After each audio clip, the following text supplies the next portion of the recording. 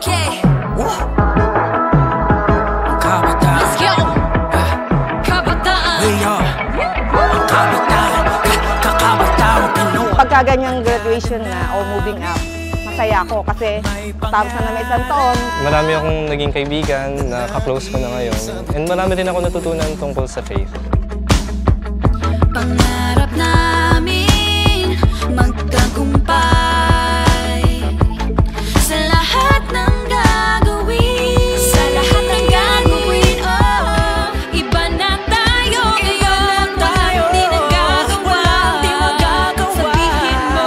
Sabihin nyo, kaya natin to. Kaya to. Kabataang Pinoy.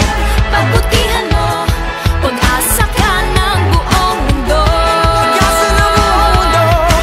Kabataang Pinoy. Kayang-kaya mo. Pinoy ako, Pinoy tayo.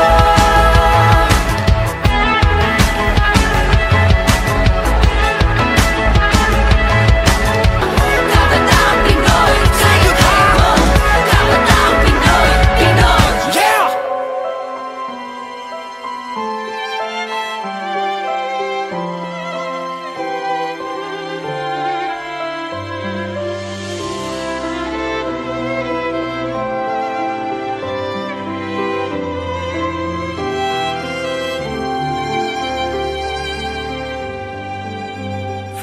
Mahal na mahal ko po yung mga kaklase ko. Lalo na po yung section ko ng St. Jude. Kahit na po medyo magulo kami, medyo mahirap turuan, na-enjoy ko kami kasi totoo talaga yung pagkakaibigan namin.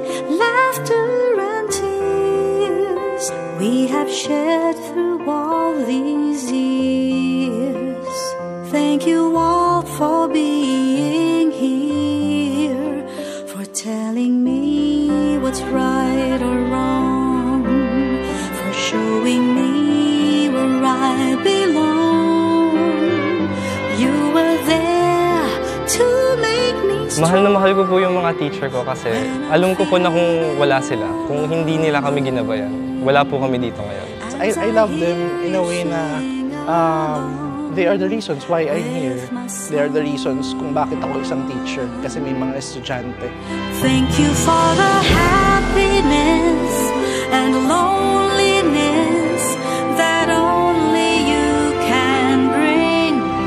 Thank you for the words you said that made me glad and made me realize that you are true and my friend. Mahal ko yung mga bata, pero darating sa panahon na lilisanin nila ang paaralan. Kaya pag nilisan nila yung paaralan, dapat punong-puno sila ng pagmamahal mula sa kanilang mga guro. So, sila ay empowered sa labas. Batang DPC ako dahil from preschool to college, dito ako nag-aral.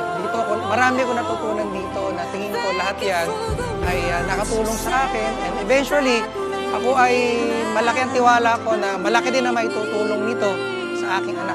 Iba talaga yung may katuwang ka sa pagpapalaki sa mga anak mo. Yung Divina parang gano'n. Katuwang namin sa pagpapalaki ng mga bata. Kahit na nakakapagod, pag nakakita po namin yung ngiti ng mga bata, nakakapawi po ng pagod. Kaya kahit hindi ako nagkaroon ng sariling anak, tinuturing ko naman na anak lahat ng mga nag-i-eskwela.